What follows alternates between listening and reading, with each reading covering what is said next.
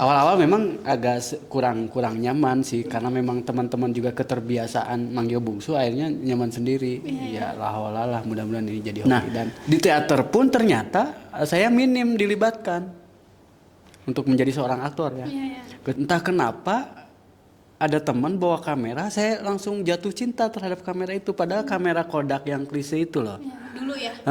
Yang pakai film ya kan. Pas pengumuman siapa saja yang dibawa untuk main film, ternyata saya disebut.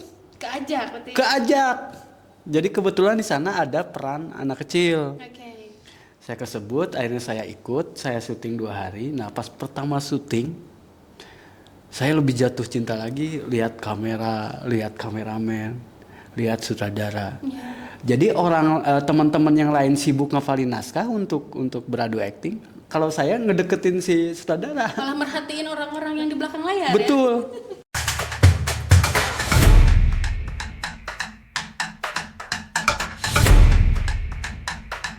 Halo semuanya, kembali lagi di Ruang Publik. Pada episode kali ini kita akan membahas terkait dunia yang penuh imajinasi, yaitu dunia perfilman. Bareng saya Nur Halimah, saat ini saya sudah bersama dengan salah satu narasumber terbaik kita, seorang sutradara di wilayah Tasikmalaya. Kita langsung sambut saja, ini dia Akang Rian Bungsu. Halo Kang. Halo. Apa kabar? Baik, perlu tepuk tangan. Oke, Kang, ini kita pada episode kali ini mau ngebahas terkait dunia perfilman ya. Perfilman. Yang mana dunia perfilman itu dunia penuh imajinasi ya dan kekreatifan dan daya kreativitas kita. Namun sebelum kita ngebahas lebih jauh, boleh mungkin untuk perkenalkan diri Akangnya terlebih dahulu kepada para penonton supaya para penonton lebih tahu Akangnya. Oke, baik. Saya Rian Bungsu, profesi sebagai filmmaker atau sutradara film. Saya asli orang Tasik, Teueuh Tasik, pingin gede di Tasik, pingin sukses di Tasik, dan meninggal di Tasik. Insya Allah. Nah, dalam penggunaan nama itu tuh emang nama asli Rian Bungsu atau gimana? Bukan, jadi awalnya menyedihkan. Kok menyedihkan? Oke, menarik nih. Karena kenapa dipakai sampai saat ini, kata bungsu ini jadi nama hoki buat saya. Hoki, oke. Nah, sejarahnya pada saat itu, sedihnya itu ketika teman-teman saya sekelas pada saat SD, yang lain itu masuk SMP, nah saya tidak. Jadi pada saat kelas 6 SD, pada saat itu saya tidak bisa melanjutkan perjalanan saya ke sekolah menengah pertama. Artinya nganggur lah ya, jadi nganggur, putus sekolah. Nah, seiring waktu saya dipertemukanlah dengan yang namanya kesenian. Kebetulan saya juga ada basic suka nih sama kesenian gitu. Ya akhirnya saya nyampelah ke gedung kesenian. Itu kurang lebih di tahun 2013-an deh ya. 2003-an. 2003-an selepas saya keluar SD. Nah, saya itu ternyata masuk kepada komunitas yang dimana orang-orangnya itu orang dewasa semua. Dan sedangkan posisi saya pada saat itu anak kecil. Akang paling kecil. Paling kecil gitu.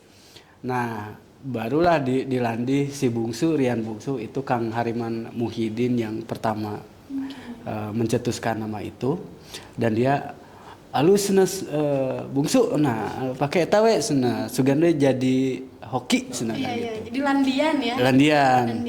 Awal-awal memang agak kurang nyaman sih karena memang teman-teman juga keterbiasaan manggil bungsu akhirnya nyaman sendiri.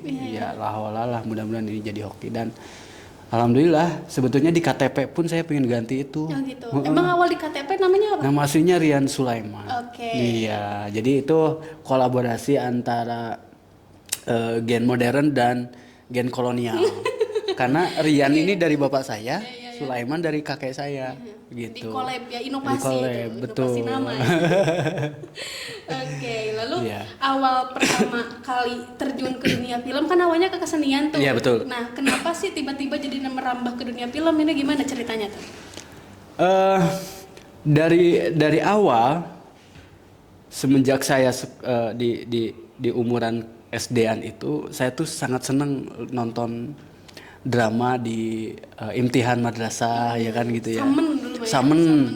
Di Samenan itu bahkan saya pingin banget terlibat menjadi salah satu tokoh di Samenan itu. Tetapi karena memang ada kesenjangan yang akhirnya saya tidak bisa mengikuti itu. Iya, iya. Nah, akhirnya ya saya jadi balas dendam. Iya, iya. Saya bisa menjadi aktor tanpa melalui imtihan itu. Ya akhirnya seiring berjalan waktu akhirnya saya bertemu dengan orang-orang teater di gedung kesenian.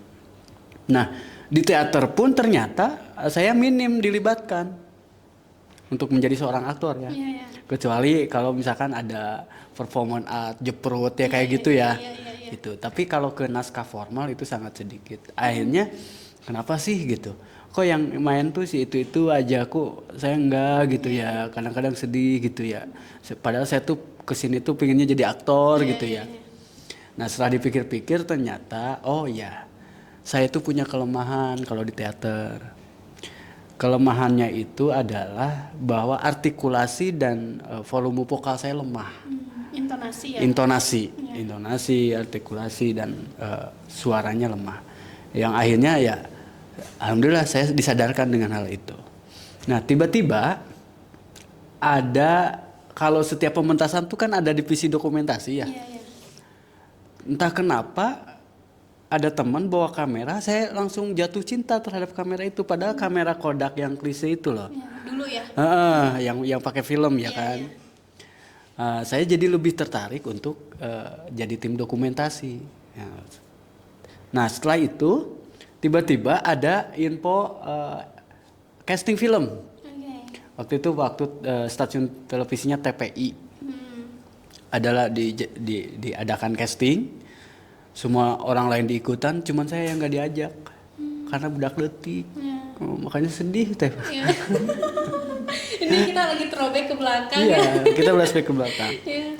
Tapi pada saat itu meskipun saya nggak diajak, saya semangat untuk mengikuti kegiatan Pantang itu. nyerah ya. Semangat artinya ya saya nemenin teman aja, silakan saya resep ningalikeun gitunya. Iya. Oh ternyata actingnya teh gitu. Oh saya bisa tahu nih, oh orang film tuh gitu ya bentuknya gitu misalkan ya. Iya. Nah pas pengumuman siapa saja yang dibawa untuk main film, ternyata saya disebut.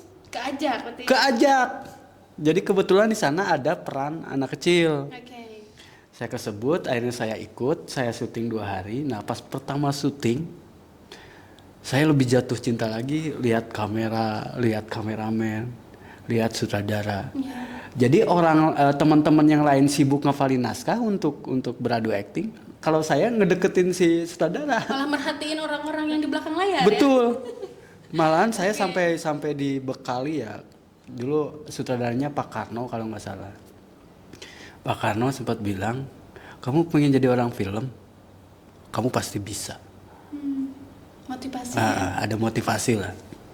Nah akhirnya tekad saya semakin gede, semakin bulat gitu. Iya. Oke deh, karena di teater nih saya nggak punya space nih. Iya. Akhirnya saya komitmen terhadap ini jalan saya akan ngambil film. Nah, apalagi pada saat itu film di Tasik itu masih virgin gitu. Iya. Belum banyak saingan lah kasarnya. Akhirnya saya konsen di sana sampai opini dulu. Saya ngeluarin opini duluan ketimbang produksi. Wah, saya mah pengen jadi filmmaker. Sampai pun saya disangka orang gila. Ngebayang nggak? Saya bikin kamera itu dari kaleng kongguan. Iya. Mainan gitu ya. Iya. Untuk kamera. Iya. Saya sampai bikin kayak gitu. Acting action. Terkesan syuting asli gitu. Karena pada saat itu sangat menjiwa dan sarana pembelajaran pada saat itu masih minim. Akhirnya secara tidak langsung meskipun cuman mainan, ada pembelajaran di sana. Pada saat itu kita sedang main-main kayak gitu, tiba-tiba ada orang disangkan orang gila saya. Emang mainnya di luar bukan di dalam rumah? Di luar. Iya, Di luar karena kan ini nih lokasinya bagus di sini nih. Bagaimana kita berlaku sebagai seorang saudara? Jadi ngikutin imajinasi. Gitu ya? Oke. Wah, sebut negelo satu itu. Terus ke selanjutnya ada teman-teman bawa kamera, ya kamera foto. Dengan menyentuhnya aja Noel aja. Senang banget itu. Sampai-sampai ada teman bawa kamera, dia juga tim dokumentasi. Tanpa sepengetahuan dia saya ambil kameranya. Saya ambil, nggak dipakai, cuman pingin tahu neropong itu gitu. Kan ada pertama kali banget. Itu kan ada lubang teropongnya kan. Hanya pingin ngerasain itunya aja. Sampai-sampai saya dimarahin. Ketahuan. Kamu tuh mau kabuli barang duki aja nyeri hati. Sampai sekarang inget ya. Tapi itu keren sih menurut saya, positif ya. Pada saat itu mungkin sakit hati, tetapi membangun ya. Ternyata itu menjadi suplemen buat saya gitu. Nah, akhirnya terus saya mencoba, karena kan saya tidak punya peralatan kamera, saya nggak punya. Akhirnya menggunakan jurus lobby. Saya kenalan sama A, B, C. Tiba-tiba saya punya kenalan yang kebetulan dia punya handycam. Ya kita bikin film, ternyata dia juga suka. Frekuensi ya? Suka gitu. Oke deh, kita bikin film nih. Nah, tanpa naskah, tanpa apa-apa, jalan film. Terus kebetulan ada lomba. Kirim ke lomba, juara 1. Oh iya. Jadi cuma berdua krunya atau ngajak lagi yang lain? Krunya pada saat itu 3 orang. Tapi pemainnya banyak. Gitu. Nah setelah itu karena ini juara terus kita senang, akhirnya film yang kita bikin itu dibikin versi durasi panjang. Bertahap ya? Bertahap. Nah dari sanalah mulai saya memberanikan diri untuk bikin screening independen gitu, bikin bioskop di tingkat KRW-an, termasuk juga ngikut festival gitu. Di jam terbang tuh makin naik, pengalaman makin banyak. Oh iya, gitu. Jadi saking seringnya kita bikin film, padahal filmnya jelek-jelek. Atau kebayang di handphone Nexian ya, yang resolusinya kita mah PDW kan gitu. Karena yang penting karyanya jadi deh. Gitu. Terus kita harus berani untuk menampilkan karya kita sejelek apapun ya. Ada nih screening film, saya punya film nih, puter dong gitu. Oke, senang kita diskusi gitu. Dulu tuh diputarnya di mana? Festival-festival? Ya, pertama festival, terus kedua di gedung ex DPRD Kabupaten yang sekarang jadi Tamkot. Ya. Dulu di sana gitu kita mutar. Nah, setelah itu baru merambah ke festival-festival. Sampai sekarang ya? Sampai sekarang. Oke, berarti sekarang makin sibuk banget ya waktunya. Kita ini gambling banget mau podcast juga. Justru sekarang makin jarang bikin film. Oh gitu. Dulu 1 bulan bisa 4-5 bikin film. Produksinya aja. Sekarang 1 tahun 1 kali 2 kayak gitu. Itu kenapa?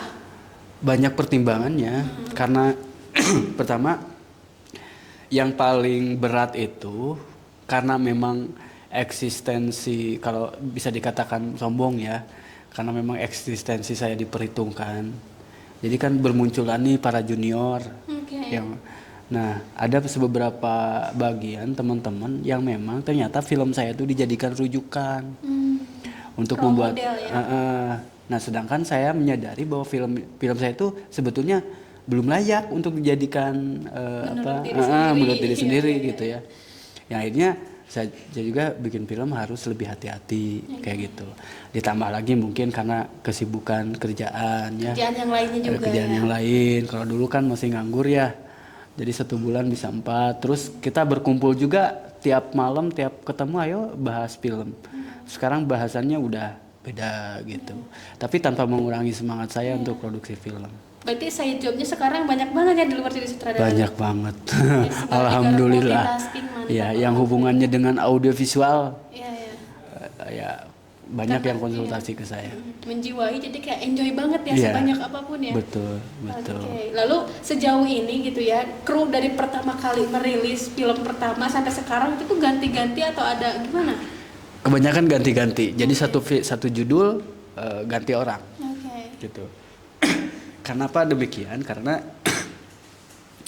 person itu ada yang memang dia setia, ada yang pingin nyoba aja, pingin tahu aja gitu. Ada yang dia ngebet, ternyata setelah masuk buat dia kapok misalnya. Nah itu ya kebanyakan saya temui orang-orang seperti itu. Jadi jarang sekali yang memang dia punya komitmen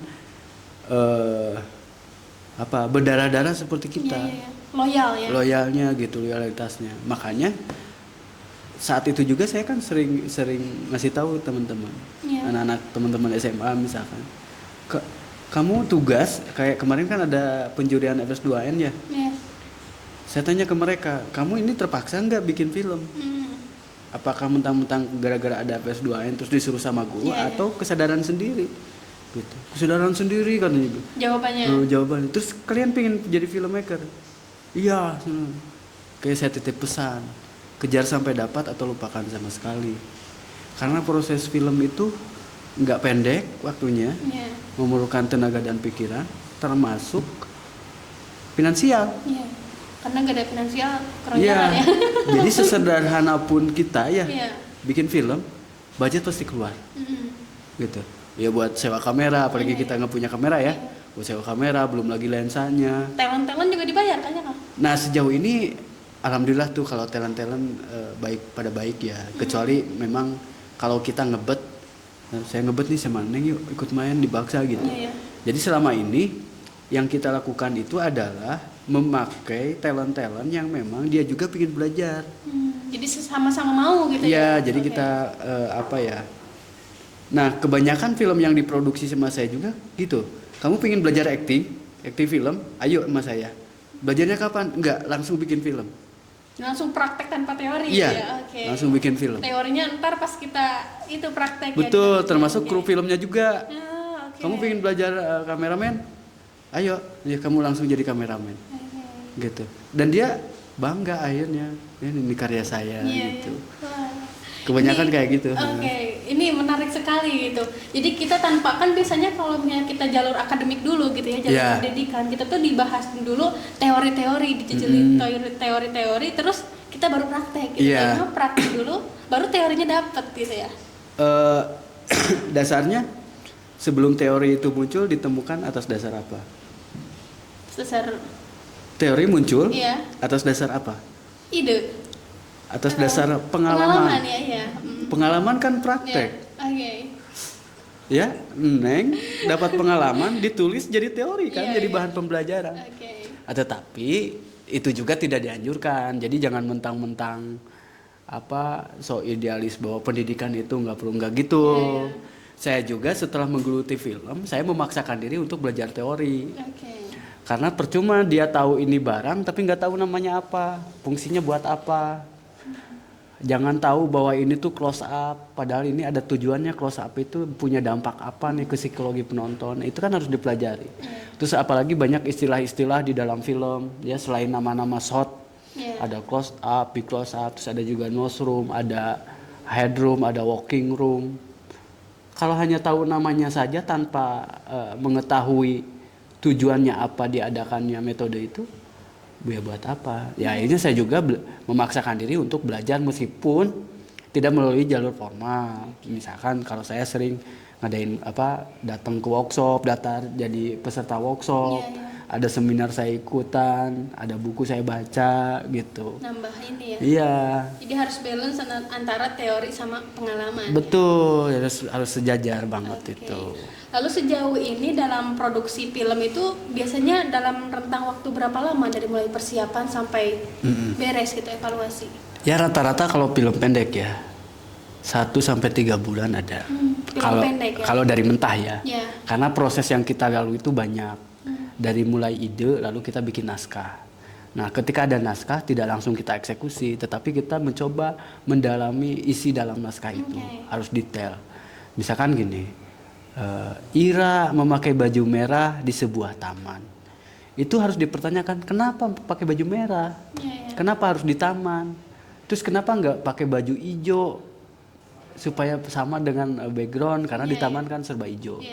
Gitu. Oh tidak, ini harus pakai baju merah karena suasananya sendu tapi marah.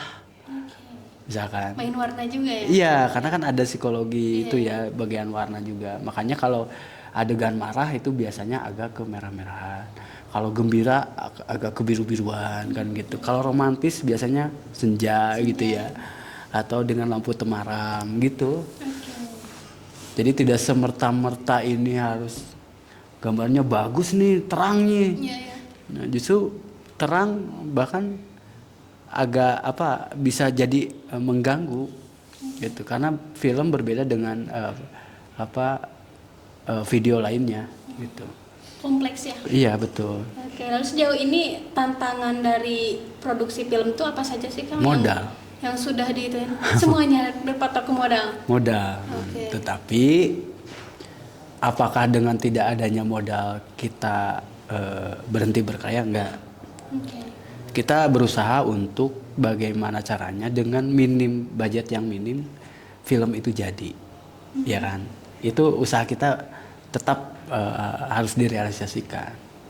Cuman karena memang minimnya budget, akhirnya itu berpengaruh terhadap kualitas film. Yang dimana ketika kualitas film menurun gara-gara tidak ada budget, itu pasti akan berpengaruh terhadap penilaian kalau film itu masuk festival. Film itu nggak laku kalau masuk ke bioskop. Iya, iya. Ya, karena bagaimanapun juga ini tidak bisa dipisahkan. Equipment itu perlu banget di dalam film. Percuma punya pesan yang bagus kalau cara penyampaiannya kurang. Nah, di dalam film pesannya ada di dalam naskah, cara penyampaiannya itu ada dalam kemasan visual. Oke. Kalau tidak didukung dengan alat yang proper, ya percuma. Kurang gitu. Maksimal. Lalu sejauh ini perkembangan dunia perfilman di wilayah Tasikmalaya gimana Kang? Dari tahun 2008 ya, saya mulai bergerak di perfilman itu sampai sebelum COVID itu sangat drastis naik. Turun naik. Naik sebelum naik. COVID itu. Nah, malahan itu bisa terdeteksi dari festival-festival yang saya selenggarakan. Jadi awal festival kita cuman 8 orang peserta tuh. Festival selanjutnya naik jadi 15. Selanjutnya dari 35 sampai ke 60, 70. Itu kan ada peningkatan. Yeah. Terus pada saat itu kita hampir tiap minggu ada screening film. Terus tiap bulan kita ada festival, ya ada delegasi yang kamu ikutan dong di sini gitu, di Bali atau di mana gitu. Terus ada workshopnya gitu ya. Nah setelah COVID ya kita turun nih. Sampai sekarang? Berhenti, bisa dikatakan sampai sekarang. Nah tetapi untuk 1 tahun terakhir ini dengan setelahnya COVID ternyata bermunculan tunas-tunas baru. Aktor-aktor baru, nama-nama komunitas baru. Ya, contoh misalkan di wilayah Kabupaten Tasik ada Alkisah Cinema, keren kan? Yeah. Terus ada dan itu lebih keren dari kota justru. Iya, itu di kabupaten adanya. Kabupaten itu sudah ada 2 film layar lebar yang sudah diputar di 3 malah. Pertama ada Arul nih yang diproduksi sama Polres Tasikmalaya. Terus ada Halalkan atau Tinggalkan itu sama Alkisah Cinema. Terus kemarin tuh ada yang horor itu, aduh saya lupa lagi judulnya. Saripah. Itu kan teman-teman kabupaten gitu. Jadi teueuh layar lebar sudah ada sebetulnya kan gitu. Nah cuman mereka fokusnya kepada industri dan itu keren gitu. Keren. Kalau orang Tasik Kota memang mereka sementara lebih fokus ke film pendek karena sasarannya memang festival gitu. Terus sekalian pembelajaran lah gitu. Berarti kota sama kabupaten tuh bisa dibilang ya agak jauh gitu, lebih maju yang kabupaten gitu ya? Bisa jadi. Malahan kalau sekarang lebih maju kabupaten ketimbang kota. Karena kebetulan kan mereka konsultasi juga ke saya. Akhirnya saya menganalisis, oh ya kita sadar bahwa kota ini sedang vakum perfilman gitu. Kabupaten ini lagi bagus nih dengan adanya layar lebar gitu ya kan. Gitu. Nah dari 5 bulan ke belakang, 1 tahun lah kurang lebih ya. Itu kita mulai rintis lagi. Bagaimana nih di kota ataupun kabupaten spirit perfilmannya mulai tumbuh gitu. Ya itu bagian dari usaha saya untuk mengembangkan itu gitu. Termasuk saya mengundang nih teman-teman dari luar untuk datang ke Tasik, yuk kita sharing film gitu. Malahan kemarin kita baru beres acara kan.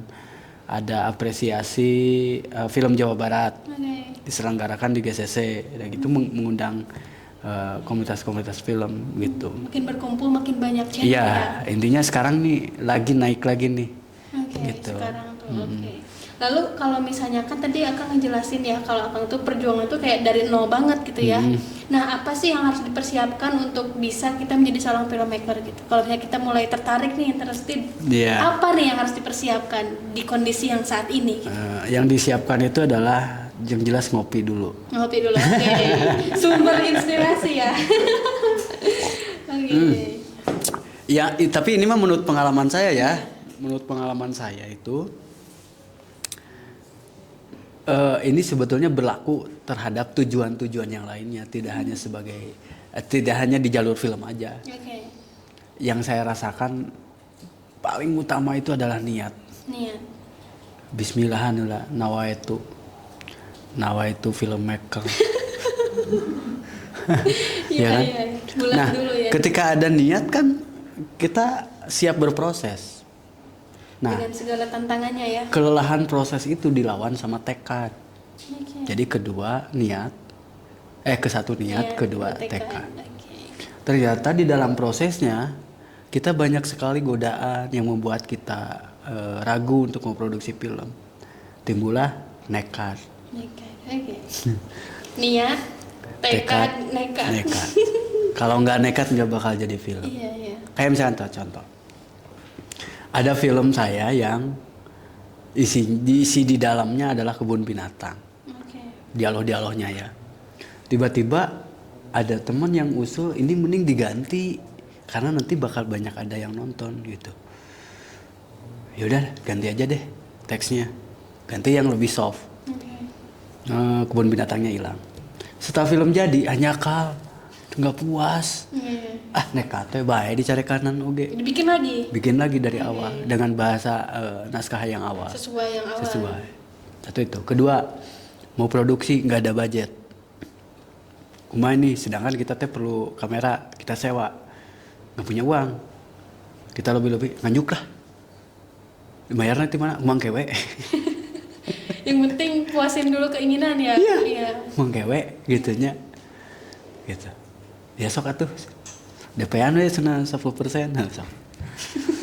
Heula proses di waktu syuting bikin film kepikiran kebayar moal gitu ya kan. Tapi lah heula nekat. Film masuk festival menang kebayar. Pemain kasih uang Iya. gitu. Karena lumayan lah ya kalau kita dapat festival ya hadiahnya biasanya di atas jutaan gitu. Iya. Itu kan bisa untuk tinggal kita komitmen dengan si yang punya alat nih. Iya. Gitu. Mau nggak dia nginjemin dulu gitu. Pahit dulu dari awal. Pahit dulu dari awal gitu. Satu itu. Kedua ya kalau nekat cari sponsor atau cari investor. Yang tadinya malu untuk lobby ya wayahna harus nekat kamu maksakeun gitu. Tapi itu biasanya perayaan festival itu berapa kali dalam setahun gitu, Kang? Sebetulnya dalam setahun itu banyak sekali festival Di Tasikmalaya atau di Indonesia. di Indonesia, cakep. Dan kita biasanya targetannya seluruh dunia. Jadi kalau ada dari luar negeri kita lempar. Dari Indonesia biasanya tuh satu panitia setahunan. Misalkan di Kemendikbud ada tuh Iya, iya. Festival Film Indonesia itu tahunan. Nah karena memang penyelenggaranya banyak, jadi dia ngadain di bulan apa gitu. Kalau Mendikbud di bulan apa, ini di bulan apa. Jadi hampir tiap bulan sebetulnya, gitu. Kalau festival itu. Tapi yang jelas itu sesuai dengan tematik-tematik berbeda gitu. Nah kita bikin film, saving aja dulu. Kita punya ide apa, kita produksi film. Jangan dulu berpikir ini harus kemana nih festivalnya, enggak. Jadi kita bikin, kalau udah jadi kita pilihin festival yang satu tema dengan film kita. Tinggal masukin aja. Tinggal ya? masukin aja, udah gitu. Jadi di saving dulu. Oke. Itu termasuk kayak kumpulan bank-bank film gitu ya. Karena dulu itu sejarah terjadinya festival film Tasik itu gara-gara bank filmnya itu. Jadi komunitas film Tasik punya gerakan mengedukasi atau sharing bareng teman-teman untuk bagaimana sih caranya bikin sebuah film. Iya. Jadi teman-teman kita tuh tersebar di wilayah Priangan Timur. Di Garut ada, di Pangandaran ada, Ciamis ada ya. Kita workshop nih ke mereka. Jadi satu kali workshop dia langsung melahirkan film. Ada yang 2 sampai ada yang 5. Langsung eksekusi gitu ya? Gitu. Karena satu hari itu 80% kita ada di praktek kan. Karena kita merasa tidak tahu juga teori pada saat itu ya, belum hafal teori, akhirnya kita ditekankan ke praktek. Nah, film-film dari pelosok-pelosok inilah disimpan di Qovita. Numpuk sampai ratusan film. Kan sayang, kasihan ya, cuman disimpan di hard disk. Yuk kita apresiasi. Karya ya. Bikinlah festival film Tasik, mereka dikasih apresiasi gitu. Oke, seru banget ya. Lalu seberapa penting sih film ini bagi masyarakat gitu, Kang? Kalau secara idealisme saya pribadi, penting dari semua hal yang paling penting. Oke, kenapa tuh? Ya, Kang Slamet Raharjo bilang bahwa film itu adalah bom waktu. Oke. Kang Wandi bilang film itu semakin jelas semakin berbahaya. Contoh kecil, kebudayaan Barat siapa yang bawa? Yang kita sekarang demam K-pop, kalau bukan gara-gara film. Kita niru gaya bajunya orang Korea dari mana? Dari film. Oke. Tontonannya. Ya. Jadi film ini sangat bahaya karena bisa dijadikan alat propaganda. Jadi masyarakat itu paling cepat nangkepnya kalau disampaikan melalui film, melalui audiovisual, khususnya film.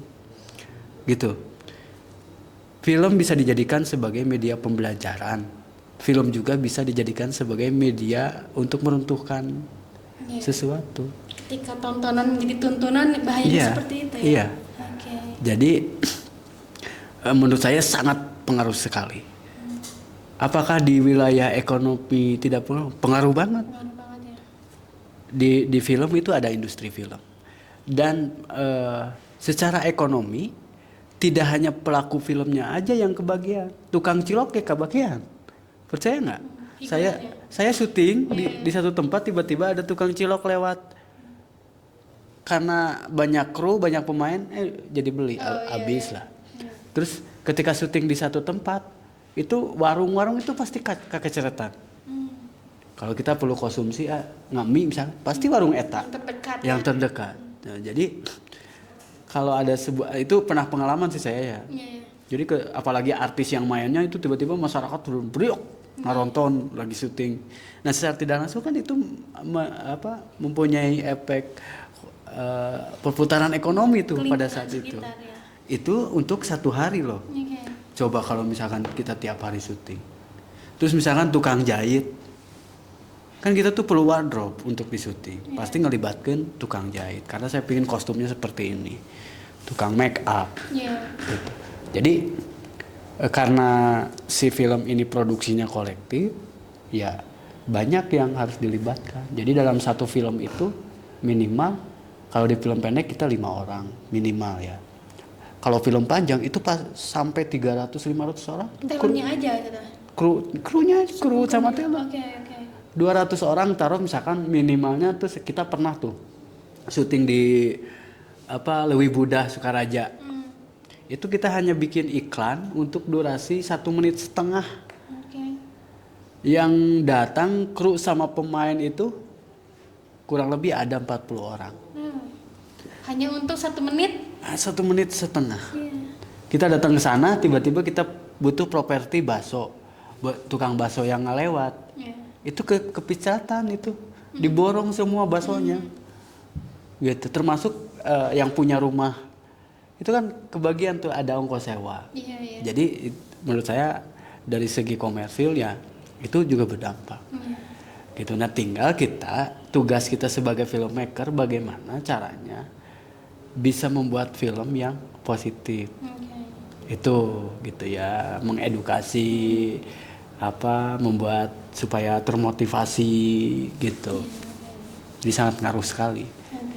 Lalu rangkaian proses produksi film yang baik dan benar tuh dari awal sampai akhirnya harus gimana, Kang? Ya, kalau dari susunan secara teori ya, ada yang namanya pasca produksi, pra-produksi, produksi sama pasca produksi.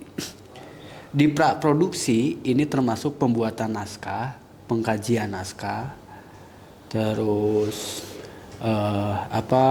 menyediakan properti untuk syuting, lokasi syuting, menyediakan pemain, tetek bengek, anggaran dan segala macam itu semuanya kumpul di pra.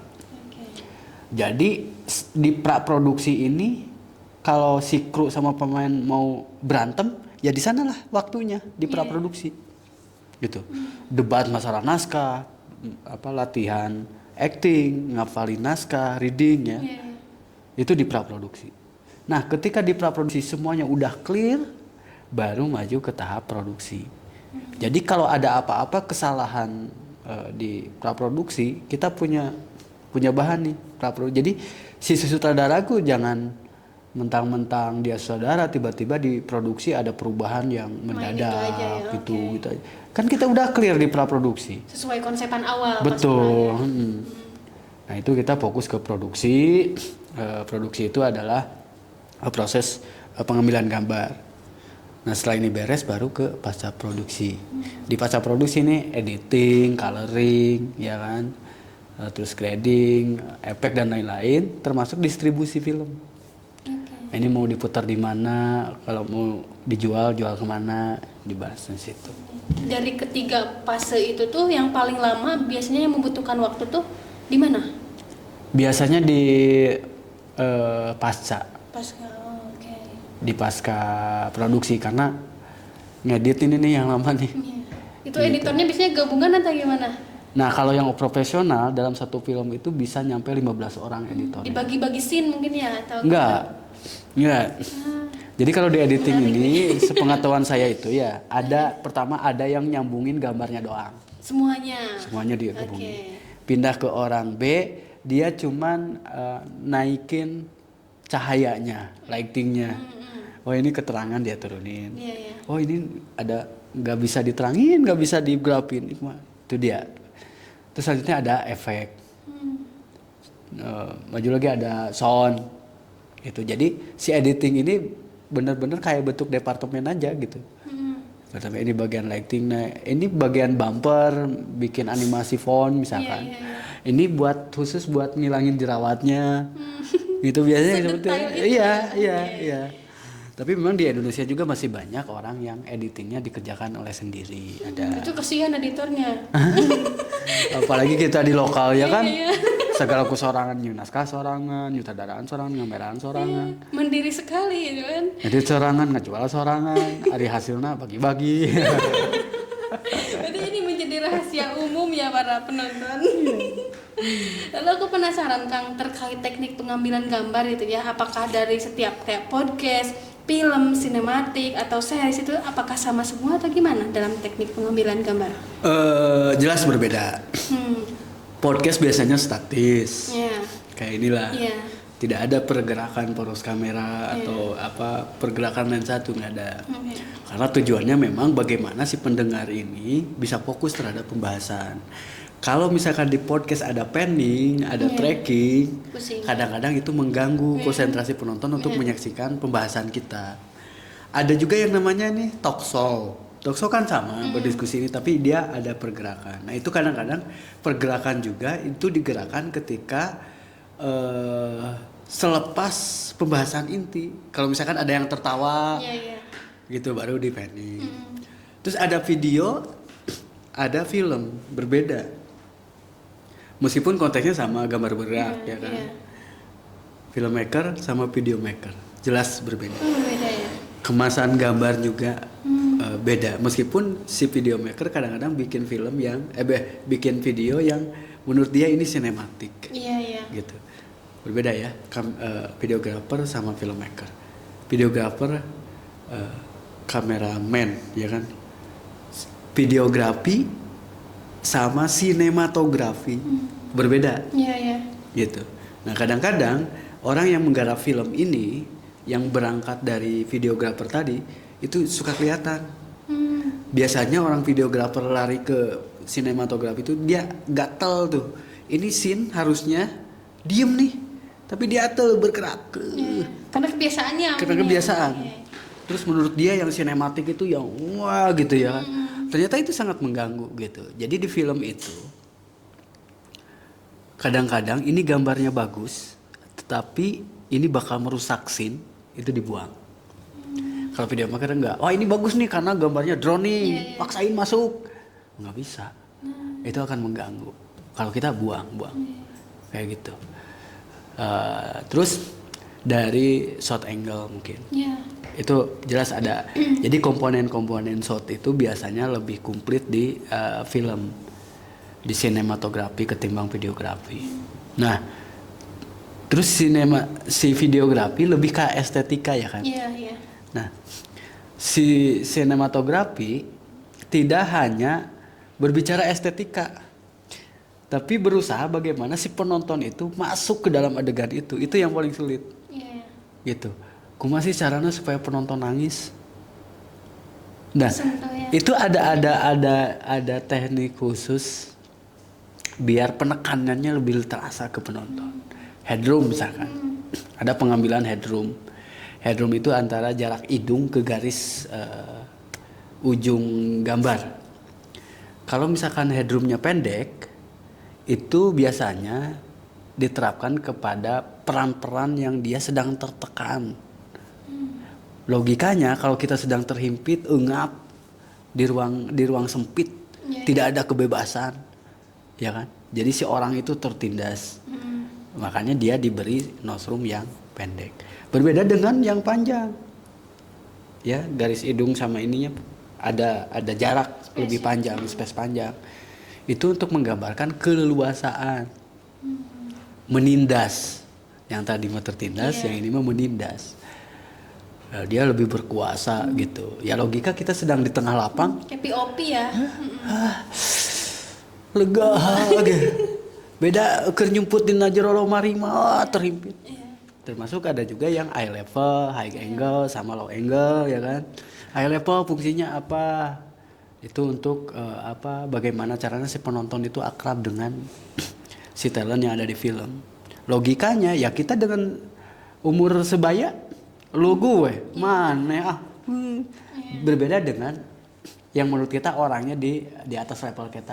Bapak. Nah itu di film ada. Misalkan low angle, berarti kan dari bawah ke atas. Itu seolah-olah kita berada di bawah, melihat atasan kita. Nah, dan low angle biasanya dipakai oleh orang-orang yang sama tadi kayak nosumnya space-nya tinggi, berkuasa, penindas, yaitu happy ending, ya, adegan-adegan superhero, adegan-adegan kemenangan.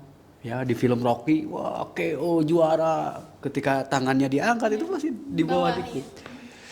Nah, eye level ya itu sebaliknya, menjatuhkan, mengkerdilkan, ya kayak kita juga kadang-kadang kasahandapeun, aya nu leuwih pendek kasayang ngagetok. Ketika mengikuti kata otak gitu. Iya kan, gitu. Kayak kita, ya jujur kita melihat pengemis jadi kasihan gitu kan. Itu gara-gara kita memang merasa bahwa kita itu di atasnya dia, gitu. Nah kita juga ke atasan yang lebih tinggi lebih hormat. Nah fungsi eye level, low angle dan high angle fungsinya untuk meningkatkan psikologi itu, bahasa visualnya gitu. Biar penonton ikut itu ya, terbawa dalam suasana tersebut. Iya. Nah videografer yang penting gambarnya bagus, gitu. Tanpa ya sah-sah saja sebetulnya bukan kesalahan. Cuman kalau kita sebagai penikmat film, ya sayang itu lebar lah. Di sini adegan teh sedih gitu karena memang gambarnya alus teuing. Jadi saya lebih memuji gambarnya bagus ketimbang fokus terhadap adegannya gitu. Jadi buyar. Wah, berarti ini benar-benar ilmu banget ya. Ternyata dalam dunia film tuh bukan hanya mengandalkan isi dari itunya aja, tapi teknik-tekniknya pun banyak sekali ya para penonton. Lalu terkait rencana garapan ke depan ini Akang gimana nih? Saya tuh sekarang lagi bikin film dokumenter. Ekspedisi Galunggung. Kita nanti naik hari terakhir tuh akhir bulan ini. Udah lama berarti ya? Ya udah mau 2 bulan. Jadi prosesnya sangat panjang karena ini dokumenter ya.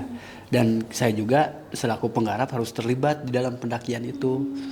Gitu. Nah, itu perbedaan antara fiksi dan dokumenter gitu. Karena dokumenter ini biasanya berbasis riset.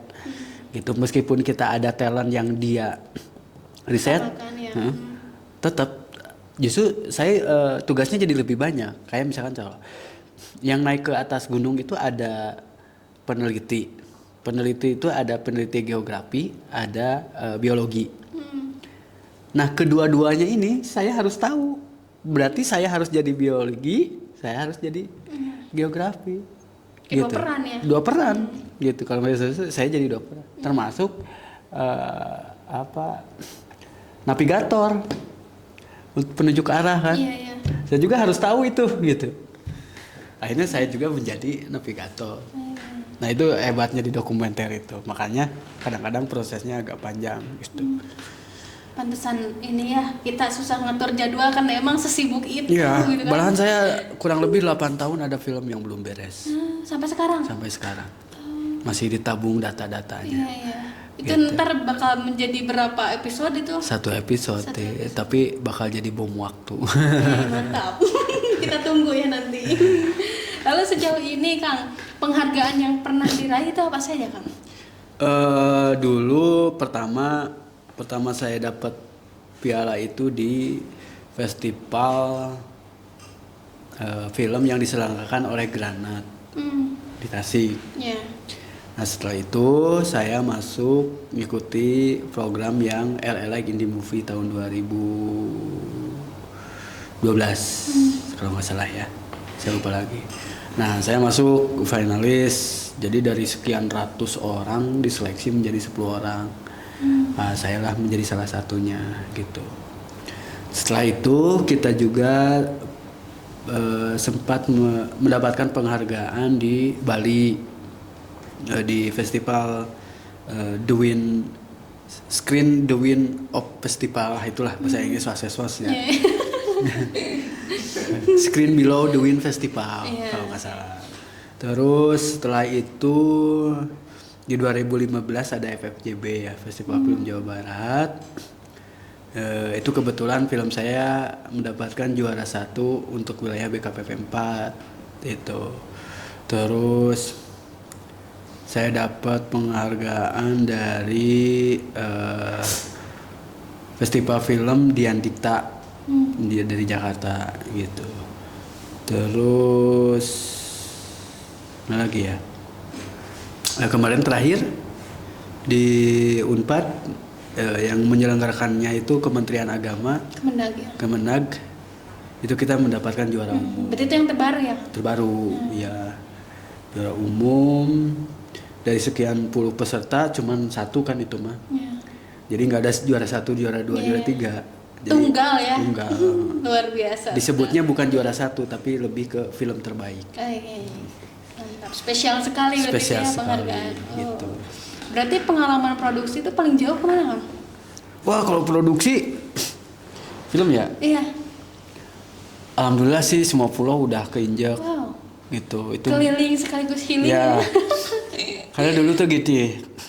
Waktu kecil saya itu kalau ada pesawat telanjang dada lari-lari, kapal minta duit. Ya kan si A itu kalaman tuh. Kapal minta duit ya kan.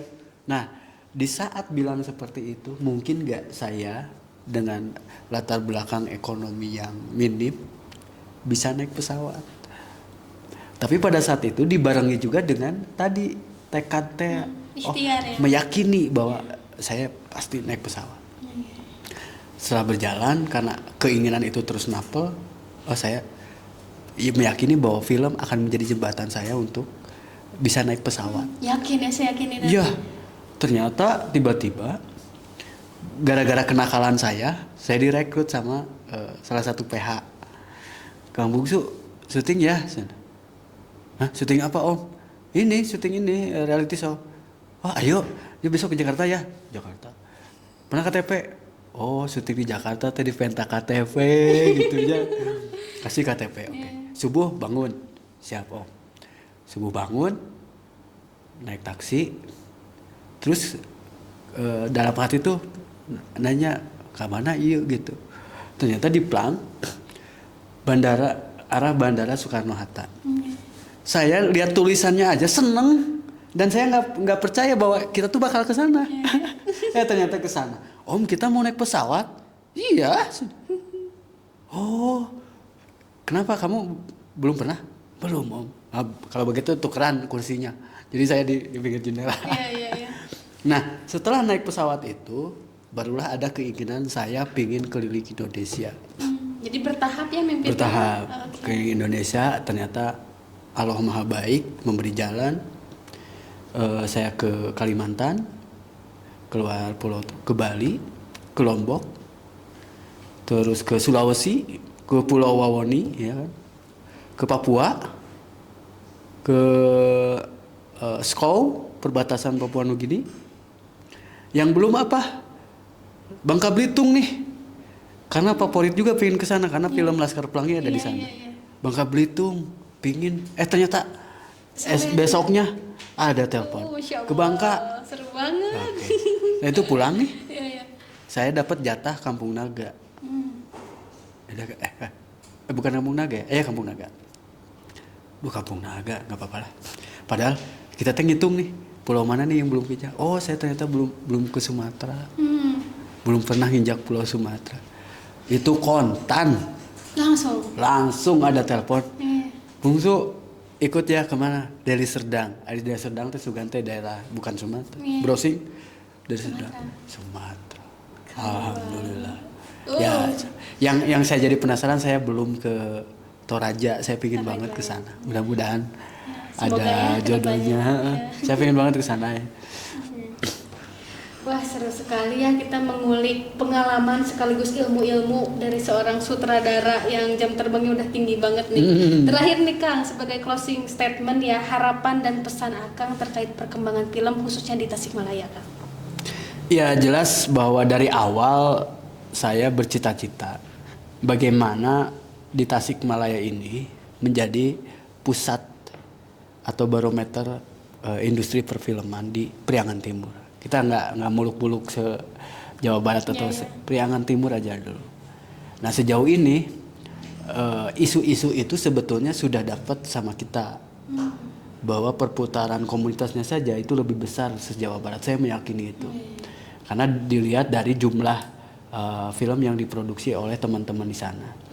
Nah saya ingin ke depan bahwa Tasikmalaya ini menjadi pusat industri perfilman di Priangan Timur, gitu. Dan saya berharap teman-teman yang ingin berkecimpung di dunia film ya harus berkomitmen dengan dirinya sendiri. Jadi jangan sampai bahwa film ini hanya sebatas selingan, kejar sampai dapat atau lupakan sama sekali, itu yang tadi ya. Karena proses film ini sangat pahit, sakit hati, sangat menguras energi gitu, dan sangat menguras finansial, ya. Tetapi kalau teman-teman bisa masuk ke dalam dunia film, saya meyakini apapun yang diinginkan, film bisa jadi jembatan. Karena itu udah kealaman ya. Gitu. Tinggal ya mau nggak prosesnya gitu.